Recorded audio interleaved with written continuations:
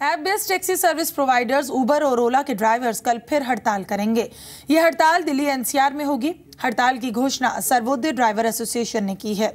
हड़ताल कल सुबह 11 बजे शुरू होगी और दिन भर चलेगी। एसोसिएशन का कहना है कि ड्राइवर्स की मांगें अभी तक पूरी नहीं हुई हैं, इसलिए हड़ताल की जा रही है। कल हड़ताली ड्राइवर्स दिल्ली के मुख्यमंत्री अरविंद केजरीवाल के ऑफिस पर धरना भी देंगे। माना जा रहा है कि इनके समर्थन में कल ऑटो ड्राइवर्स भी हड़ताल कर सकते हैं। श्रुति जुड़ रही है हमारी सहयोगी इस वक्त न्यूज रूम से। श्रुति, इससे पहले फरवरी में भी 10 दिन की हड़ताल पर गए थे ओला और उबर के ड्राइवर। एक बार फिर से क्या यात्रियों को कल परेशानी का सामना करना पड़ेगा इस हड़ताल के चलते? बिल्कुल शिल्पा, कोई शक की बात नहीं है क्योंकि दिल्ली एनसीआर में काफ़ी मार्जिन है ओला और उबर यूजर्स का, और जिस तरह से ये हड़ताल कल 11 बजे से शुरू होने वाली है, जाहिर सी बात है ऑफिस आवर्स है तो काफ़ी लोगों को परेशानी का सामना करना पड़ेगा।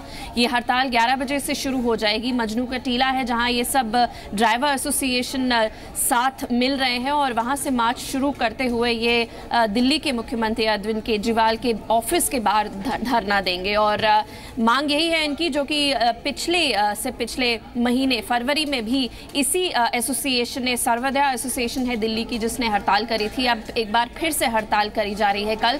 मांग यही है कि बाउंडेड लेबर्स की तरह ये काम कर रहे हैं, वर्किंग आवर्स ज़्यादा है और जो इनको रिटर्न मिल रहा है वो काफ़ी कम है। ना तो दिल्ली सरकार इनकी सुनवाई कर रही है और ना ही कंपनियों की तरफ से इन्हें कोई जवाब मिल रहा है। जी बहुत शुक्रिया श्रुति इस बातचीत के लिए आपका। और app based taxi service provider Uber अब भारत में भी ऑनलाइन फूड डिलीवरी कारोबार शुरू करने जा रहा है। जून तक कंपनी की उबर ईट्स सर्विस भारत में शुरू हो सकती है। उबर ईट्स का मैनेजमेंट उबर से अलग होगा। पहले उबर ईट्स की शुरुआत एक शहर से शुरू होगी और साल के आखिर तक इसे 6 शहरों में शुरू करने की तैयारी है। उबर ईट्स ने हाइपर लोकल डिलीवरी प्लेयर से बातचीत शुरू कर दी है। उबर ईट्स 2 व्हीलर राइडर्स को अपने कारोबार से जोड़ेगा और फिलहाल उबर ईट्स का दुनिया के 62 शहरों में कारोबार है। सब्सिडी लीकेज रोकने के लिए सरकार डायरेक्ट बेनिफिट ट्रांसफर स्कीम का दायरा बढ़ाने की तैयारी कर रही है। मोदी सरकार जल्दी 500 से ज्यादा स्कीम में डीबीटी सिस्टम लागू करने जा रही है और इसे वेलफेयर से जुड़ी सभी सब्सिडी वाली स्कीम्स में लागू किया जाएगा। स्कीम को लागू करने के लिए 63 मंत्रालयों और इनसे जुड़े विभागों की पहचान की गई है। वित्त मंत्रालय ने इन विभागों से बातचीत शुरू कर दी है। सरकार ने अगले साल तक सभी स्कीम्स में डीबीटी लागू करने का लक्ष्य रखा है और अभी डीबीटी से जुड़े 84 स्कीम में 33 करोड़ 50 लाख लोगों को फायदा हुआ है और 2 साल में सरकार को 36,000 करोड़ की बचत हुई। अभी 26 मंत्रालयों की 137 स्कीम्स में डीबीटी लागू है। आलोक जुड़ रहे हैं। आलोक, डीबीटी का दायरा बढ़ाने की यहाँ पर सरकार की कोशिश है, आखिरकार इसके पीछे क्या मकसद हो सकता है सरकार का?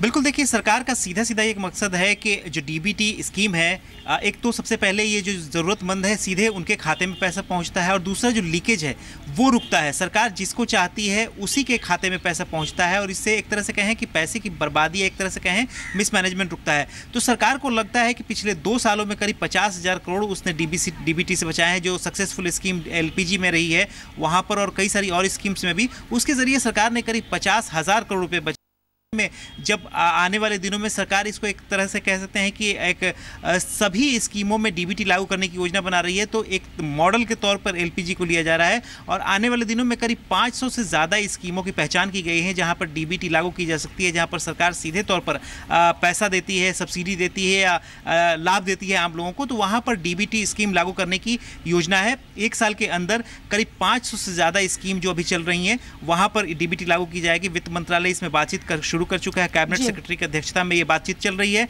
और इसमें जल्द से जल्द इसे लागू किया जाएगा। जिन सेक्टर्स में लागू करने में प्रायोरिटी इस वक्त दिखाई जा रही है उसमें अगर बात करें तो फर्टिलाइजर, एजुकेशन, इसके अलावा जो रूरल रोड्स हैं वहाँ पर इन सब तमाम चीज़ों को देखा जा रहा है। फूड सेक्टर है यहाँ पर जहाँ पर मिलता है। इसके अलावा जो हेल्थ सेक्टर जो नया बूम कर रहा है, क्योंकि सरकार ने हाल ही में राष्ट्रीय स्वास्थ्य बीमा योजना की शुरुआत की है नेशनल हेल्थ पॉलिसी के तहत, वहाँ पर भी सरकार इसको जल्द ही लागू करेगी तो आने वाले दिनों में डीबीटी से हर डिपार्टमेंट, हर मंत्रालय जुड़ेगा और उनकी तमाम जितनी भी योजनाएं हैं जो आम आदमी तक पहुंचती हैं वहां पर डीबीटी स्कीम लागू होगी, ताकि जो गवर्नमेंट का पैसा है, जो बेनिफिशियरीज को पैसा है, वो सीधे उनके अकाउंट में मिल सके। तो सरकार की योजना है कि जल्द से जल्द इसको बड़े लेवल पे, अब डीबीटी को एक अलग लेवल पर, एक नेक्स्ट लेवल पर ले जाकर इसको हर जगह लागू किया जाए, ज्यादा से ज्यादा लोगों को फायदा पहुंचे। जी आलोक, यही मकसद है सरकार का। बहुत शुक्रिया इस बातचीत के लिए आपका।